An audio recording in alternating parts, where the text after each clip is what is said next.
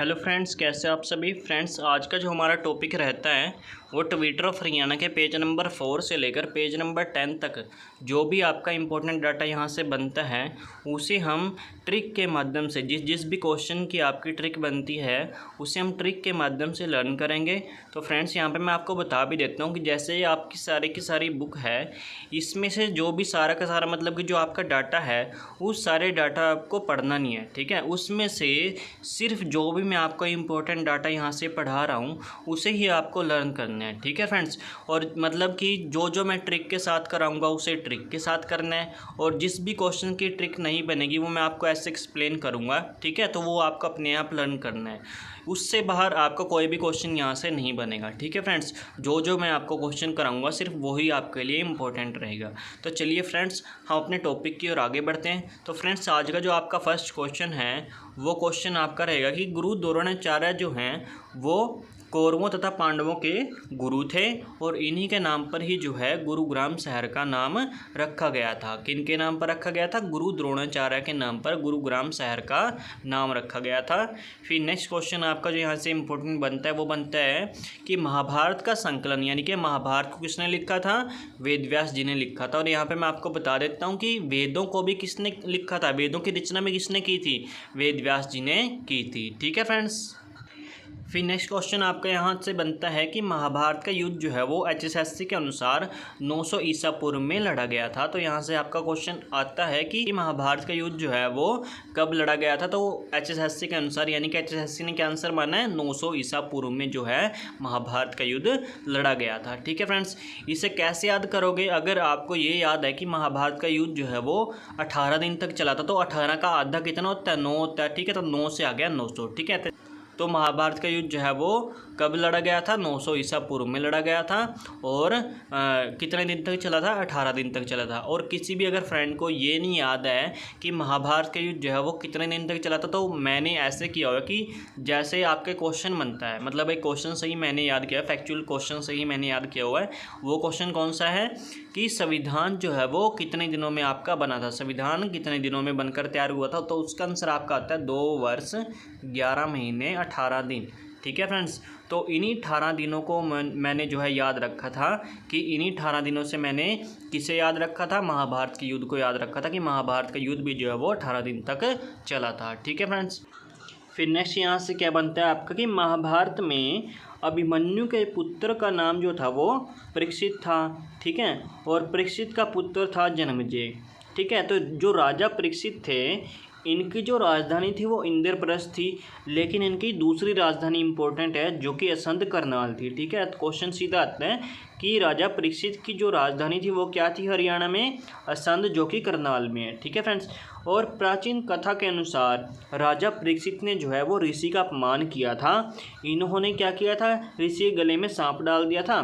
फिर ऋषि के जो पुत्र थे उन्होंने जो राजा परीक्षित हैं उन्हें क्या कर दिया था? श्रापित कर दिया था कि आपकी जो है 7 दिन में सांप काटने से मृत्यु हो जाएगी, ठीक है। फिर एक सांप था जिसका नाम था तक्षक। तक्षक ने जो है परीक्षित को काट लिया था, और परीक्षित की इसी के कारण सांपों के साथ लड़ाई हो गई थी, और उसी लड़ाई में परीक्षित की डेथ हो चुकी थी, मतलब उनकी मृत्यु हो चुकी थी, ठीक है। फिर जो परीक्षित के बेटे थे जिनका नाम था जन्मेजय, उनको गुस्सा आ गया था और उन्होंने क्या किया था? सर्प दमन यज्ञ यानी कि सांपों को मारने के लिए एक यज्ञ किया था, जिसमें जो है सांप आकर गिरने लगे थे, और जो परीक्षित के पुत्र थे जन्मेजय उनके सामने एक तरह से जान बचाने के लिए उनसे प्रार्थना करने लगे थे। तो यहाँ पे ये एक तरह से सर्पदमन यज्ञ फेमस है जो कि सफिद्दो नामक जगह पे किया गया था। तो ये सफिद्दो नामक जगह कहाँ है? ये है जींद में। तो इसको कैसे याद करोगे? मतलब आपके पास सीधा क्वेश्चन आता है यहाँ से, मतलब 2 क्वेश्चन बनते हैं। क्वेश्चन क्या बनता है कि परीक्षित है, परीक्षित ने अपनी राजधानी किसे रखा था? परीक्षित ने अपनी राजधानी रखा था असंध करनाल को। फिर नेक्स्ट क्वेश्चन यहाँ से आपका बनता है कि सर्पदमन यज्ञ सफिद्दो में किया गया था। तो ये सफिद्दो नामक जगह कहाँ पे है? सफिद्दो नामक जगह जींद में। इसको कैसे याद करोगे? अच्छा ये बताओ कि सर्पदमन यज्ञ क्यों किया गया था? परीक्षित को जिंदा करने के लिए जन्मेजय ने क्या किया था? सर्पदमन यज्ञ किया था। क्या करने के लिए? जिंदा करने के लिए। तो जिंदा करने से आ गया जींद, तो सफिद्दो नामक जगह भी कहाँ पे होगी? जींद में, ठीक है फ्रेंड्स। फिर नेक्स्ट क्वेश्चन है तब की महाभारत में जो है 13वें दिन में युद्ध में अर्जुन पुत्र अभिमन्यु मारा गया था। तो जिस स्थान पर जो है अभिमन्यु मारा गया था वह स्थान कौन सा था? अमीन गांव था। और ये अमीन गांव कहाँ पे पड़ता है? कुरुक्षेत्र में पड़ता है। तो इसी अमीन गांव का नाम बदलकर अब क्या रखा गया? अभिमन्युपुर रखा गया। ठीक है, तो अमीन गांव का नाम बदलकर क्या रखा गया? अभिमन्युपुर रखा गया। सीधा क्वेश्चन आपके पास आता है कि कुरुक्षेत्र में जो अमीन है इसका नाम बदलकर क्या रखा गया? अभिमन्युपुर रखा गया, अभिमन्यु के नाम पर, क्योंकि यहाँ पे अभिमन्यु की मृत्यु हुई थी। ठीक है फ्रेंड्स, फिर नेक्स्ट क्वेश्चन यहाँ से आपका बनता है कि जो धृतराष्ट्र थे उनको सारे के सारे महाभारत का जो भी वर्णन है किसने बताया था? तो ये बताया था संजय ने, क्योंकि धृतराष्ट्र जो थे वो अंधे थे, इसलिए वो महाभारत को देख नहीं पा रहे थे। तो संजय ने सारा का सारा वर्णन जो है वो धृतराष्ट्र को सुनाया था। तो क्वेश्चन आपके पास आ सकता है कि धृतराष्ट्र को सारे के सारे महाभारत का वर्णन जो है वो किसने सुनाया था? संजय ने सुनाया था। ठीक है फ्रेंड्स, फिर नेक्स्ट यहाँ से आपका क्वेश्चन बनता है कि भगवान श्री कृष्ण ने जो है अर्जुन को गीता का उपदेश कहाँ पर दिया था? श्री भगवान कृष्ण ने अर्जुन को गीता का उपदेश दिया था ज्योतिषर में। ये क्वेश्चन तो आपको वैसे याद भी होगा। ठीक है फ्रेंड्स, फिर नेक्स्ट क्वेश्चन यहाँ से आपका बनता है कि कर्ण का टीला कहाँ पे है? कर्ण का टीला है कुरुक्षेत्र में, लेकिन कर्ण झील अगर आए आपके पास क्या है? कर्ण झील, तो कर्ण झील का आंसर आपका आता है करनाल में। कर्ण झील करनाल में, कर्ण का टीला कुरुक्षेत्र में। ठीक है फ्रेंड्स, फिर नेक्स्ट क्वेश्चन आपका बनता है महाजनपद काल से, जो कि 600 ईसा पूर्व में आया था। तो देख लेते हैं यहाँ से आपका इंपॉर्टेंट क्वेश्चन क्या बनता है। इसमें दिया कि गौतम बुद्ध के जन्म से पहले 6ठी शताब्दी ईसा पूर्व में भारत जो है 16 जनपदों में बटा हुआ था। जैसे कि अब भारत जो है राज्यों और केंद्र शासित प्रदेशों में बटा हुआ है ना, तो उस टाइम पे भारत जो है 16 जनपदों में बटा हुआ था।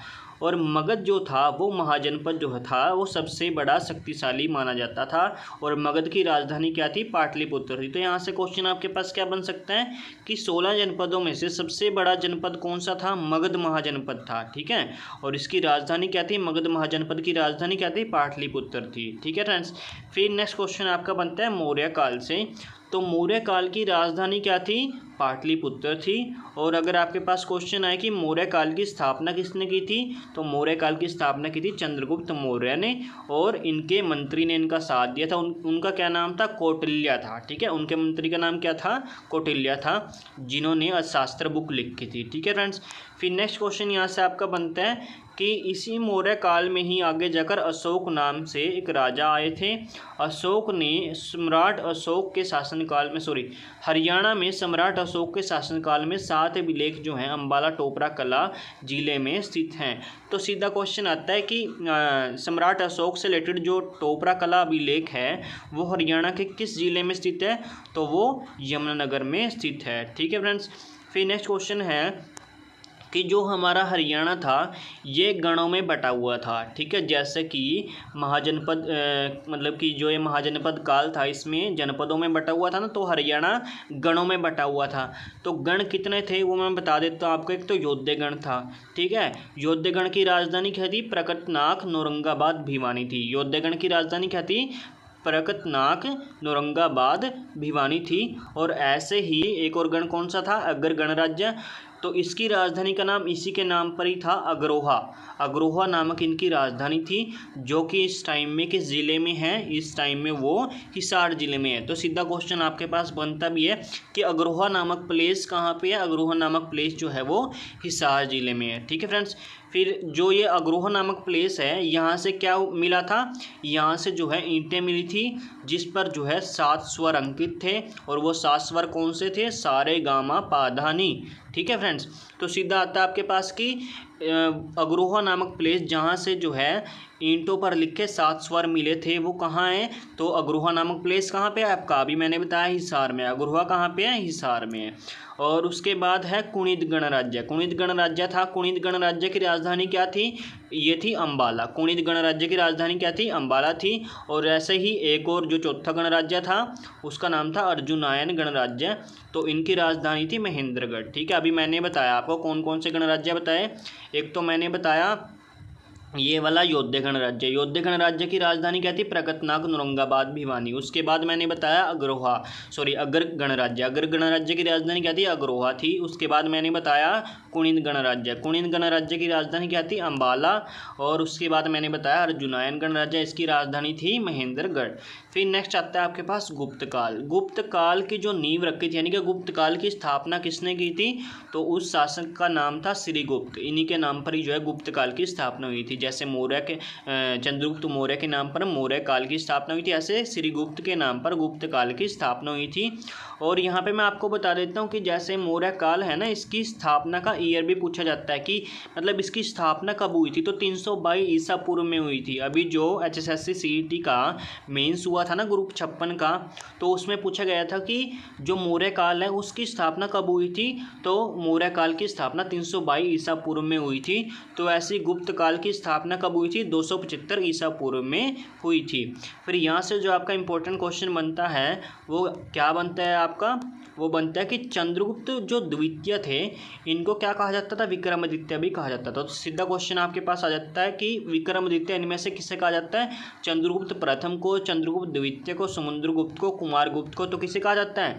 चंद्रगुप्त द्वितीय को विक्रमादित्य कहा जाता है। फिर नेक्स्ट क्वेश्चन आपका देख लेते हैं यहाँ से क्या बनता है। नेक्स्ट क्वेश्चन आपका बनता है पुष्यभूति वंश से। तो पुष्यभूति वंश से इंपॉर्टेंट क्वेश्चन क्या बनते हैं देख लेते हैं। बाणभट्ट के अनुसार इस वंश के संस्थापक कौन थे? पुष्यभूति थे। फिर यहाँ से बनता है आपका क्वेश्चन नेक्स्ट कि स्थानेश्वर के शिव मंदिर का निर्माण किसने किया था? अच्छा ये बताओ, स्थानेश्वर मंदिर कहाँ पे है? थानेश्वर, कुरुक्षेत्र में। इसके नाम पर यह स्थानेश्वर के नाम पर यह थानेश्वर। थानेश्वर कहाँ पे? कुरुक्षेत्र में। ठीक है, तो स्थानेश्वर के जो मंदिर है शिव मंदिर, इसका निर्माण किसने किया था? पुष्यभूति ने किया था। जो स्थानेश्वर मंदिर है इसका पुनर्निर्माण यानी कि दोबारा से निर्माण किसने किया था? सदाशिवराव भाऊ ने किया था। ठीक है, और थानेश्वर का पुराना नाम क्या है? स्थानेश्वर है। ये तो मैंने अभी बता ही दिया आपको। फिर नेक्स्ट क्वेश्चन यहाँ से जो आपका बनता है कि इनका जो प्रसिद्ध राजा था वर्धन वंश का, पुष्यभूति वंश का प्रसिद्ध जो राजा था वो कौन था? वास्तविक राजा जो इनका मानते हैं वो प्रभाकर वर्धन को मानते हैं। किन्हें मानते हैं? प्रभाकर वर्धन को मानते हैं, जिनके दो बेटे थे, हर्षवर्धन और राज्यवर्धन। हर्षवर्धन और राज्यवर्धन, और एक इनकी बेटी थी राजश्री। ठीक है, तो इनमें से जो इम्पोर्टेंट है आपके लिए वो सिर्फ हर्षवर्धन है, क्योंकि राज्यवर्धन की भी डेथ हो जाती है और राज्यवर्धन के पिता जो कि प्रभाकर वर्धन उनकी भी डेथ हो जाती है। तो सारा का सारा जो राजपाट है वो कौन संभालते हैं? हर्षवर्धन संभालते हैं।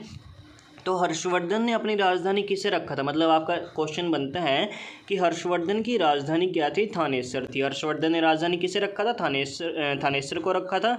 अच्छा मैं बता देता हूँ कि जैसे हर्षवर्धन की सिस्टर थी, हर्षवर्धन की सिस्टर का नाम क्या था? राजश्री था। तो राजश्री के जो हस्बैंड थे ना वो कन्नौज के राजा थे। कहाँ के राजा थे? कन्नौज के। तो राजश्री के हस्बैंड को भी मार दिया जाता है, उसकी हत्या कर दी जाती है। तो ये जो कन्नौज थी, ये कन्नौज राजधानी थी। तो इसका मतलब एक तरह से कोई भी राजा वहाँ पे नहीं रहता, तो इसीलिए अपनी सिस्टर की रक्षा किसको करनी पड़ती है? हर्षवर्धन को करनी पड़ती है। तो इसीलिए जो हर्षवर्धन है, राजा हर्षवर्धन, इनकी दूसरी राजधानी इन्होंने कौन सी बनाई थी? इन्होंने बनाई थी कन्नौज। ठीक है, पहली राजधानी कौन सी थी इनकी? थानेश्वर थी, और दूसरी कन्नौज थी। ठीक है, और इन्हीं के दरबार में कौन आए थे?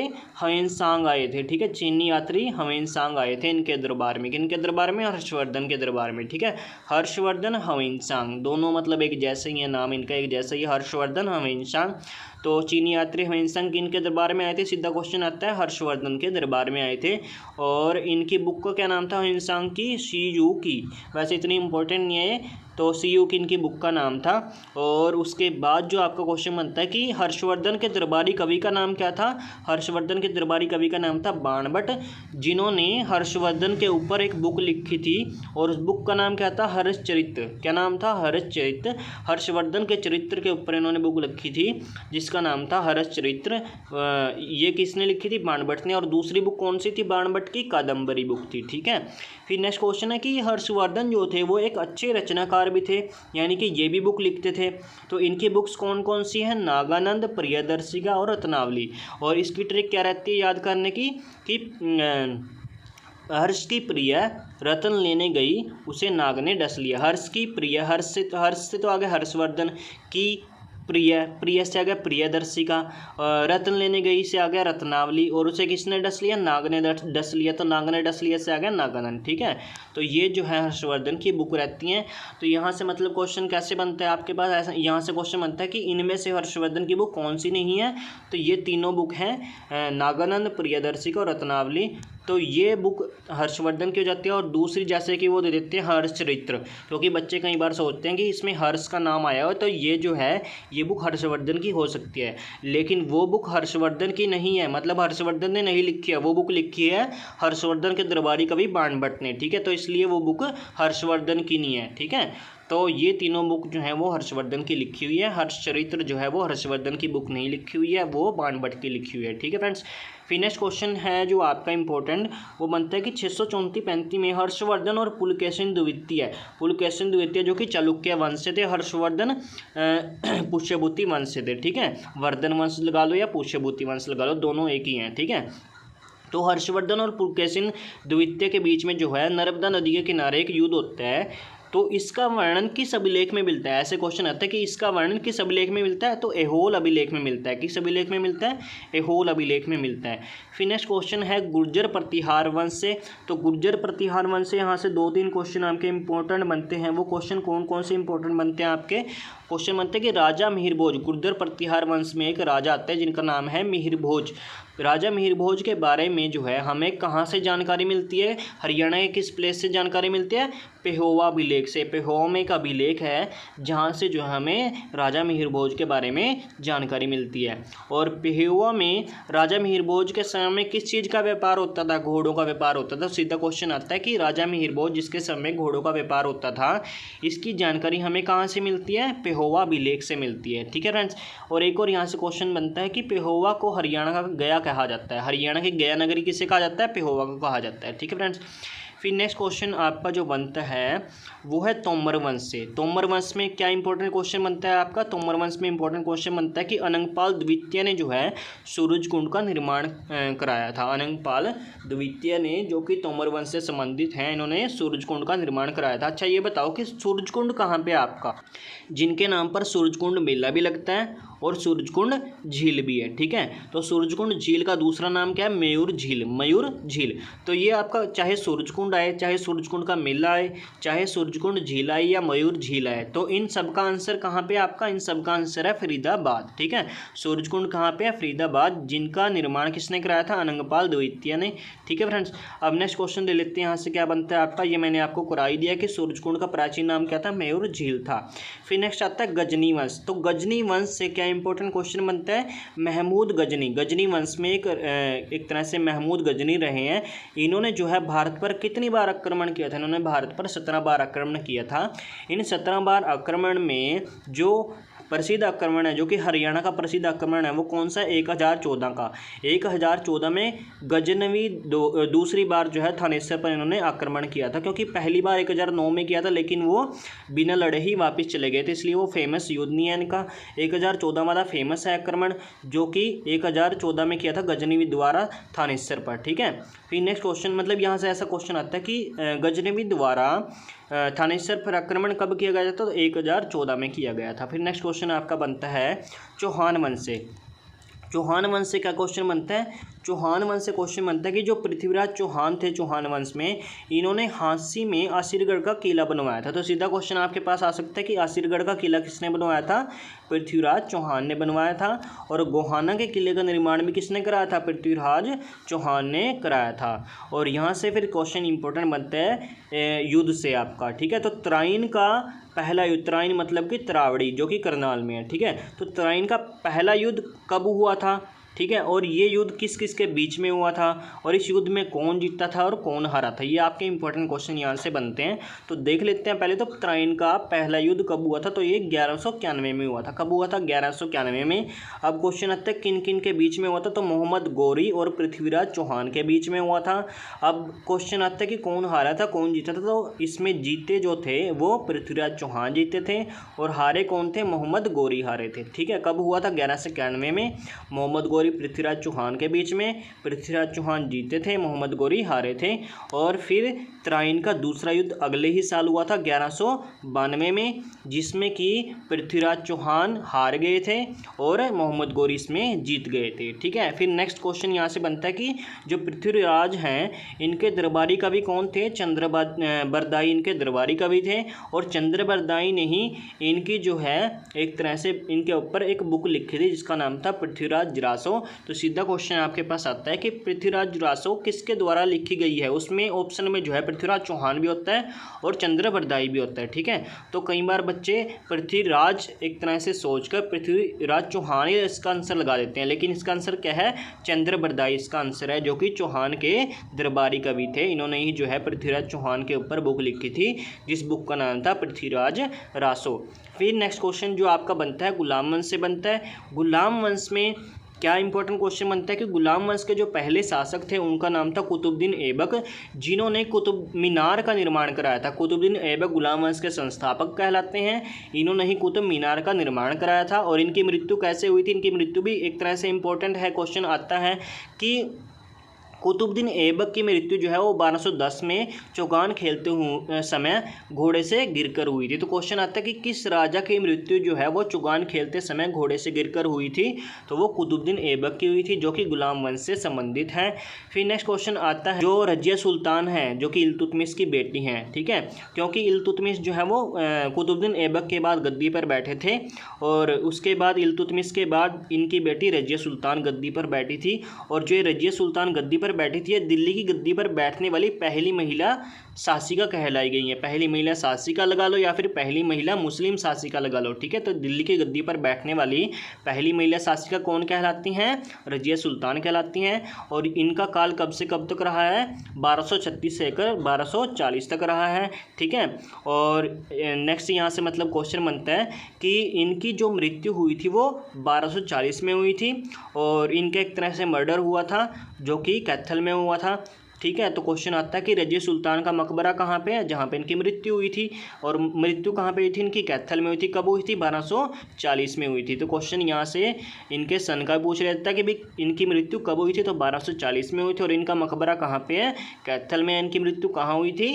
कैथल में हुई थी। ठीक है फ्रेंड्स, फिर नेक्स्ट क्वेश्चन यहाँ से आपका बनता है कि बलबन ने जो है 1265 ईस्वी में मेवात पर आक्रमण किया था। 1265 ईस्वी में बलबन ने कहाँ आक्रमण किया था? मेवात पर आक्रमण किया था। और बलबन ने ही मेवातियों के विरुद्ध लौह एवं रक्त की नीति अपनाई थी। सीधा क्वेश्चन यहाँ से आपके पास बनता है कि मेवातियों के विरुद्ध लौह एवं रक्त की नीति किसने अपनाई थी? बलबन ने अपनाई थी। उसके बाद खिलजी वंश आता है, इससे कुछ भी आपका इंपॉर्टेंट नहीं है। फिर तुगलक वंश आता है, ये भी यहाँ से भी कोई क्वेश्चन इंपॉर्टेंट नहीं है। फिर इसमें आते हैं फिरोज शाह तुगलक। फिरोज शाह तुगलक से एक तरह से आपका क्वेश्चन यहाँ से बनता है। फिरोज शाह तुगलक से क्या क्वेश्चन बनता है? एक तो फिरोज शाह तुगलक ने अपने बेटे फतेह खां के नाम पर, किसके नाम पर? फतेह खां के नाम पर फतेहाबाद डिस्ट्रिक्ट की स्थापना की थी। ठीक है, फतेहाबाद की स्थापना फतेह खां के नाम पर किसने की थी? फिरोज शाह तुगलक ने की थी और 1351 में की थी। और उसके बाद इन्होंने जो है हिसार और फतेहाबाद में कृषि के लिए क्या किया था? नहरें बनवाई। यानी कि यहाँ से एक क्वेश्चन भी बनता है कि नहरों का जाल हरियाणा में किसने बिछवाया था? नहरों का जाल बिछवाया था, यानी कि नहरें किसने बनवाई थी? फिरोज शाह तुगलक ने बनवाई थी। और फिरोज शाह तुगलक ने ही हिसार में गुजरी महल भी बनवाया था। गुजरी महल किसने बनवाया था? फिरोज शाह तुगलक ने बनवाया था। तो फिरोज शाह तुगलक को नगर निर्माता और नहर निर्माता कहा जाता है। अभी मैंने बताया था कि नहरों का निर्माण या नहरों का जल किसने बिछवाया था? फिरोज शाह तुगलक ने बिछवाया था। फिर आता है सैयद वंश, इससे कुछ भी आपका इंपॉर्टेंट नहीं है। फिर लोधी वंश आता है। लोधी वंश जो रहा था वो 1451 से लेकर 1526 तक आपका रहा था। और इसके संस्थापक कौन माने जाते हैं लोधी वंश के? बहलोल लोधी माने जाते हैं। और यहाँ से आपका क्या क्वेश्चन इंपॉर्टेंट है? यहाँ से आपके पानीपत के युद्ध इंपॉर्टेंट हैं। ठीक है, पानीपत का पहला युद्ध इंपॉर्टेंट है जो कि 21 अप्रैल 1526 को हुआ था। पानीपत का पहला युद्ध जो हुआ था 1526 को हुआ था। दूसरा युद्ध जो हुआ था 1556 को हुआ था। तीसरा युद्ध जो हुआ था 1761 को हुआ था। ठीक है फ्रेंड्स, तो ये तीनों के तीनों जो सन हैं इनको तो आपको याद करना ही करना है, क्योंकि ये तो हर क्वेश्चन एक तरह से एग्जाम में क्वेश्चन पूछे ही जाते हैं। पानीपत का पहला युद्ध 1526, दूसरा 1556, तीसरा 1761। जो पानीपत का पहला युद्ध हुआ था वो 21 अप्रैल 1526 को पानीपत का पहला युद्ध हुआ था। और किन किन के बीच में हुआ था? इब्राहिम लोदी और बाबर के बीच में हुआ था। और इसमें जो है इस युद्ध में इब्राहिम लोदी मारा जाता है और बाबर जो है इस युद्ध में जीत जाता है। ठीक है फ्रेंड्स, और उसके बाद इब्राहिम लोदी कहाँ पे मारा जाता है? पानीपत के युद्ध में मारा जाता है। ठीक है, तो पानीपत के युद्ध में इब्राहिम लोदी मारा जाता है, तो यहीं पर ही इब्राहिम लोदी का मकबरा भी बनाया जाता है। ठीक है फ्रेंड्स, तो अगर आपका यहाँ से क्वेश्चन आए कि इब्राहिम लोदी का मकबरा कहाँ पे है, तो इब्राहिम लोदी कहाँ मारे गए थे युद्ध में? पानीपत के युद्ध में मारे गए थे, तो इनका मकबरा भी कहाँ पे होगा? पानीपत में ही होगा। ठीक है फ्रेंड्स, तो उसके बाद क्वेश्चन आता है आपका कि पानीपत का जो पहला युद्ध था उसके जीतने की खुशी में बाबर ने पानीपत में काबुली बाग मस्जिद का निर्माण कराया था। तो सीधा क्वेश्चन यहाँ से आपके पास आता है कि काबुली बाग मस्जिद कहाँ पे है? पानीपत में है। और इसका निर्माण किसने कराया था? बाबर ने पानीपत का पहला युद्ध जीतने की खुशी में जो है इस मस्जिद का निर्माण कराया था। ठीक है फ्रेंड्स, फिर नेक्स्ट क्वेश्चन दे लेते हैं आपका यहाँ से क्या बनता है। तो बाबर जो थे इनकी मृत्यु कब हुई थी? 1530 में जो है इनकी मृत्यु हुई थी। और इनका जो मकबरा है वो काबुल में। काबुल कहाँ पे? अफगानिस्तान में है। ठीक है फ्रेंड्स, फिर नेक्स्ट आता है आपका मुगल काल, जो कि 1526 से लेकर 1857 की क्रांति तक रहे थे। तो इनका संस्थापक जो है वो बाबर माना जाता है। ठीक है, क्योंकि बाबर ने ही 1526 में युद्ध जीतने के बाद मुगल काल की स्थापना यहाँ पे कर दी थी। और उसके बाद यहाँ से आपका इंपॉर्टेंट क्वेश्चन बनता है कि बाबर ने अपनी कथा बाबरनामा की रचना की थी। यहाँ पर मैं आपको बता देता हूँ कि बाबर ने अपनी ही आत्मकथा लिखी थी, अपनी बुक लिखी थी। ठीक है, जिसका नाम था बाबरनामा। ठीक है, और जैसे कि मैंने बताया था पृथ्वीराज रासो किसने लिखी थी? पृथ्वीराज चौहान के ऊपर वो लिखी थी चंद्रबरदाई ने। और हर्षवर्धन के ऊपर हर्षचरित्र किसने लिखी थी? वो लिखी थी उसके दरबारी कवि एक तरह से बाण भट्ट ने। ठीक है, और जो यहाँ पे बाबर की जो बाबरनामा है ये किसने लिखी थी? ये खुद बाबर ने लिखी थी। याद रखना है, खुद किसने लिखी थी? बाबर ने लिखी थी। फिर नेक्स्ट क्वेश्चन है, बाबर का जो पुत्र हैं, इनके बाद बाबर के पुत्र आते हैं हुमायूं। उनकी मृत्यु 1556 में हुई थी। और इनकी मृत्यु कैसे हुई थी? पुस्तकालय यानी कि लाइब्रेरी की सीढ़ियों से गिरकर हुई थी। तो क्वेश्चन सीधा आपके पास आता है कि लाइब्रेरी की सीढ़ियों से गिरकर किसकी मृत्यु हुई थी? हुमायूं की मृत्यु हुई थी। तो ऐसा ही क्वेश्चन थोड़ा मैंने पीछे भी कराया आपको। वो कैसे कराया है? वो क्वेश्चन कौन सा कराया मैंने आपको? वो क्वेश्चन था आपका कि जो मतलब कौन से राजा हैं जिनकी मृत्यु चौगान खेलते हुए घोड़े से गिरकर हुई थी? तो वो कौन थे? कुतुबुद्दीन ऐबक थे, जिनकी मृत्यु 1210 में हुई थी। तो और यहाँ पे किनकी मृत्यु हुई? लाइब्रेरी की सीढ़ियों से गिरकर हुमायूं की। ठीक है, 1556 में। फिर नेक्स्ट क्वेश्चन यहाँ से आपका बनता है कि इनके बाद कौन आए थे? शेरशाह सूरी आए थे, जिन्होंने सूरवंश की स्थापना की थी। और यहाँ से क्या इंपॉर्टेंट बनता है कि शेरशाह सूरी ने जो है कलकत्ता से पेशावर तक जीटी रोड का निर्माण किया था। देखो सीधा क्वेश्चन आपके पास आता है कि जीटी रोड का निर्माण किसने किया था? शेरशाह सूरी ने किया था। फिर नेक्स्ट क्वेश्चन आपके यहाँ से आता है कि शेरशाह सूरी ने इब्राहिम सूरी का मकबरा कहाँ पे बनवाया था? नारनौल महेंद्रगढ़ में बनवाया था। शेरशाह सूरी ने इब्राहिम सूरी का मकबरा जो है नारनौल महेंद्रगढ़ में बनवाया था। और जो ये इनके इब्राहिम सूरी थे कौन थे? इनके दादाजी थे। कौन थे? इनके दादाजी थे। ठीक है, और फिर नेक्स्ट क्वेश्चन है, इसका मकबरा सासाराम बिहार में बनवाया गया था। किसका मकबरा? शेरशाह सूरी का। इनकी मृत्यु कैसे हुई थी? इनकी मृत्यु 1545 में हुई थी। कलिंजर अभियान के दौरान एक अग्निशस्त्र फटने से हुई थी। उक्का नामक अग्निशस्त्र फटने से जो है इनकी मृत्यु हुई थी। तो इनका मकबरा कहाँ पे बनाया गया था? सासाराम बिहार में बनाया गया था। अच्छा, यहाँ पे आप इब्राहिम सूरी और इब्राहिम लोदी में कंफ्यूज मत हो जाना। मैंने पीछे इब्राहिम लोदी कराया ना, इब्राहिम लोदी जिन्होंने बाबर के साथ पानीपत का पहला युद्ध लड़ा था। और उसके बाद इब्राहिम लोदी की जो है मृत्यु हो जाती है और इब्राहिम लोदी का जो मकबरा है वो पानीपत में ही बनाया जाता है। ठीक है, तो इब्राहिम लोदी का मकबरा पानीपत में और इब्राहिम सूरी का मकबरा नारनौल महेंद्रगढ़ में है। ठीक है फ्रेंड्स, फिर नेक्स्ट क्वेश्चन आपका बनता है पानीपत का दूसरा युद्ध मुगल वंश से। ठीक है, तो पानीपत का जो दूसरा युद्ध हुआ था वो कब हुआ था? मैंने भी आपको बताया था 1556 में जो है वो पानीपत का दूसरा युद्ध हुआ था। और किस किस के बीच में हुआ था? अकबर और हेमू के बीच में हुआ था, जिससे कि हेमचंद्र भी कहा जाता है। ठीक है, इसमें किसकी जीत हुई थी? इसमें अकबर की जीत हुई थी और हेमू की इसमें हार हुई थी। ठीक है, तो किस किस के बीच में हुआ था ये बताओ? अकबर और हेमू के बीच में। इसमें जीत किसकी हुई थी? अकबर की जीत हुई थी और हेमू की इसमें हार हुई हुई थी। अच्छा, इस युद्ध में अकबर का संरक्षक के तौर पर किसने साथ दिया था? अकबर की सुरक्षा किसने की थी इस युद्ध में? बैरम खान ने की थी। किसने की थी? बैरम खान ने की थी। फिर नेक्स्ट क्वेश्चन दे देते हैं यहाँ से आपका क्या बनता है। इसमें जैसे कि अकबर और हेमू का युद्ध हुआ था, तो हेमू के बारे में, हेमू यानी कि हेमचंद्र भी कहते हैं ऐसे, तो हेमू जो है वो रेवाड़ी का शासक था। सीधा क्वेश्चन आपके पास आता है, हेमू कहाँ का शासक था? रेवाड़ी का शासक था। यह एक हिंदू राजा था।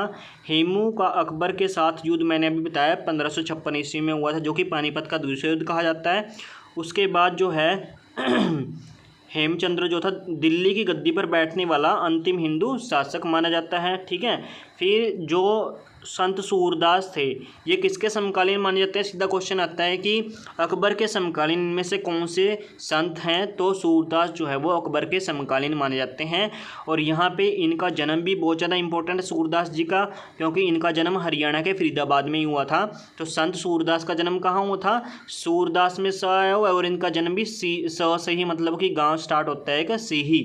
ठीक है, सूरदास का जन्म सीही गाँव फरीदाबाद में हुआ था। ठीक है, और इनके गुरु भी पूछे जाते हैं एग्जाम में कि संत सूरदास के गुरु का नाम क्या है? आचार्य वल्लभाचार्य। ठीक है, ये क्वेश्चन इंपॉर्टेंट है, आचार्य वल्लभाचार्य। वैसे तो इनके गुरु संत हरिदास भी रहे हैं, लेकिन क्वेश्चन यहाँ से संत सूरदास के जो गुरु आते हैं ये आचार्य वल्लभाचार्य ही ऑप्शन में आते हैं। ठीक है, इनकी रचना कौन कौन सी है? इनकी रचना भी पूछी जाती है। जैसे कि मेरे पास जो ग्राम सचिव का एग्जाम हुआ था पहले, उसमें पूछा गया था कि सूरदास की रचना इनमें से कौन सी है, तो उसमें आया था सूर सागर। ठीक है, तो सूर सागर जो है बहुत ज़्यादा इंपॉर्टेंट क्वेश्चन है यहाँ से आपका। सूर सागर हो गया, सूर सरावली हो गया। ठीक है, तो ये सूरदास की रचना मानी जाती हैं। ठीक है, फिर नेक्स्ट क्वेश्चन आपका है सतनामी विद्रोह से, जो कि 1672 में हुआ था। ठीक है, सतनामी विद्रोह कब हुआ था? 1672 में हुआ था।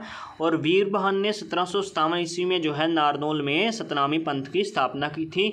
सीधा क्वेश्चन आपके पास आता है कि सतनामी पंथ की स्थापना किसने की थी? वीर बहान ने की थी। ठीक है, और 1672 में सतनामियों ने जो है औरंगजेब के फौजदार ताहिर खां और उनके सैनिकों को हरा दिया था। यानी कि औरंगजेब के विरुद्ध जो है सतनामियों ने 1672 में जो है सतनामी विद्रोह किया था। ठीक है फ्रेंड्स, फिर नेक्स्ट क्वेश्चन यहाँ से आता है बंदा बैरागी के बारे में। बंदा बैरागी कौन थे? बंदा बैरागी जो थे वो गुरु गोविंद सिंह जी के बाद जो है सिखों की सेना का इन्होंने क्या किया था? नेतृत्व किया था। ठीक है, फिर नेक्स्ट क्वेश्चन यहाँ से बनता है बंदा बैरागी जो कि गुरु गोविंद सिंह जी के बाद आए थे, इन्होंने अपना मुख्यालय कौन सा रखा था? इन्होंने अपना मुख्यालय सोनीपत का सैरी खंडा रखा था। ठीक है, इनका मुख्यालय क्या था? सैरी खंडा सोनीपत था। ठीक है, फिर नेक्स्ट क्वेश्चन बनता है नादिर शाह से। नादिर शाह कौन थे? ये ईरान के नेपोलियन माने जाते हैं, ईरान से आए थे ये, और यहाँ पे आकर इन्होंने हरियाणा में आकर मोहम्मद शाह रंगीला के साथ युद्ध किया था, जो कि करनाल के युद्ध के नाम से जाना जाता है। तो सीधा क्वेश्चन आपके पास आता है कि करनाल का युद्ध जो है वो कब हुआ था? 1739 में हुआ था। और किस किस के बीच में हुआ था? मोहम्मद शाह रंगीला और नादिर शाह के बीच में हुआ था, जिसमें नादिर शाह की जीत हुई थी और मोहम्मद शाह रंगीला हार जाते हैं यहाँ पे। और जब नादिर शाह यहाँ पे जीत जाते हैं तो नादिर शाह भारत से कोहिनूर हीरा और तख्ते ताऊ, जिसे कि मयूर सिंहासन कहा जाता है, वो अपने साथ यहाँ से जो है लेकर चले जाते हैं। ठीक है, नादिर शाह को ईरान का नेपोलियन कहा जाता है और भारत का नेपोलियन किसे कहा जाता है? समुद्रगुप्त को कहा जाता है। ठीक है फ्रेंड्स, फिर नेक्स्ट क्वेश्चन आता है यहाँ से आपका पानीपत का तीसरा युद्ध। तो पानीपत का तीसरा युद्ध कब हुआ था? 1761 में। मैंने आपको अभी बताया था 14 जनवरी 1761 में जो है पानीपत का तीसरा युद्ध हुआ था। और पानीपत का तीसरा युद्ध किस किस के बीच में हुआ था? मराठों और अहमद शाह अब्दाली के बीच में जो है पानीपत का तीसरा युद्ध हुआ था। तो इसमें हारा कौन था? इसमें मराठे हार गए थे। और वैसे पानीपत का तीसरा युद्ध पानीपत के काला आम नामक स्थान पर हुआ था। कहाँ पे हुआ था? काला आम नामक स्थान पर हुआ था 1761 में, जिसमें मराठे हार जाते हैं और अहमद शाह अब्दाली जीत जाते हैं। ठीक है, और इनमें मराठों का मतलब कि नेतृत्व किसने किया था? मराठों के सरदार कौन थे? मराठों के सरदार थे सदाशिवराव भाऊ। ठीक है, ये क्वेश्चन पूछा जाता है कि पानीपत के तीसरे युद्ध में मराठों की सेना का नेतृत्व किसने किया था? सदाशिवराव भाऊ ने किया था। ठीक है फ्रेंड्स, फिर नेक्स्ट क्वेश्चन यहाँ से आपका जो बनता है वो क्या बनता है वो देख लेते हैं। सिखों का विद्रोह। सिखों का विद्रोह 1775 में, ये आपका इंपॉर्टेंट नहीं है। जॉर्ज थॉमस से आपका क्वेश्चन बनता है। तो जॉर्ज थॉमस कौन थे? ये आयरलैंड से आए थे और व्यापार करने की तलाश में यहाँ पे आए थे। ठीक है, भारत में आए थे। और उसके बाद जो है ये थॉमस जो हैं ये दिल्ली पहुंचकर किसकी सेना में भर्ती हो गए थे? समरू बेगम की सेना में भर्ती हो गए थे। तो समरू बेगम का मकबरा पूछ लिया जाता है जो कि गुड़गांव में है। ठीक है, समरू बेगम का मकबरा कहाँ पे है? गुड़गांव में है। और समरू बेगम से और का क्वेश्चन यहाँ पे आता है, जो मतलब कि समरू बेगम की सेना में आए थे, क्या नाम था उनका? जॉर्ज थॉमस था। इन्होंने अपनी राजधानी किसे रखा था? इन्होंने अपनी राजधानी रखा था हांसी हिसार को। ठीक है, हांसी हिसार को उन्होंने अपनी राजधानी रखा था और 1802 में इनकी मृत्यु हो गई थी। वैसे ये इंपॉर्टेंट नहीं है। ठीक है, उसके बाद 1803 में जो सूजी अर्जन गांव की संधि हुई थी, ये सूजी अर्जन गांव की संधि क्या थी मैं आपको बता देता हूँ। सूजी अर्जन गांव की संधि, सूजी अर्जन गांव की संधि के तहत जो है हरियाणा अंग्रेजों के अधीन हो गया था, यानी कि अंग्रेजों को दे दिया गया था सूजी अर्जन गांव की संधि के द्वारा हरियाणा को। इस संधि के तहत मराठों ने जो है हरियाणा अंग्रेजों को बेच दिया था। यह संधि दौलत राव सिंधिया और अंग्रेजों के बीच में हुई थी और हरियाणा पर पूर्ण रूप से यानी कि पूरी तरह से अंग्रेजों का अधिकार जो है वो 1809-10 में हो गया था। ठीक है, यानी कि सीधा क्वेश्चन आपके पास आता है कि सूजी अर्जन गांव की संधि जो है वो कब हुई थी? 1803 में हुई थी। ये क्वेश्चन आपके लिए इंपॉर्टेंट है। उसके बाद जो है हरियाणा पर पूर्ण रूप से अंग्रेजों का अधिकार कब हो गया था? 1809-10 में। फिर नेक्स्ट क्वेश्चन आपका बनता है प्रमुख विद्रोह और नेतृत्वकर्ता से। तो इसमें मैंने आपको बताया था अभी सतनामियों का विद्रोह जो हुआ था वो 1672 नारनौल में हुआ था। फिर छछरौली का विद्रोह आपके लिए इंपॉर्टेंट है 1818 में, और नेतृत्वकर्ता कौन थे? जेवदा सिंह थे। फिर किसानों का विद्रोह 1824 में हुआ था। सीधा क्वेश्चन आपके पास आता है कि किसानों का विद्रोह कब हुआ था? 1824 में, और इसका नेतृत्वकर्ता कौन थे? ये थे आपके सूरजमल। ठीक है फ्रेंड्स, तो फ्रेंड्स आज का जो हमारा टॉपिक है वो यहीं पे समाप्त होता है। अगर आपको मेरे द्वारा बनाई गई ये वीडियो अच्छी लगी है तो इसको लाइक करना और चैनल को सब्सक्राइब करना। Thank you friends.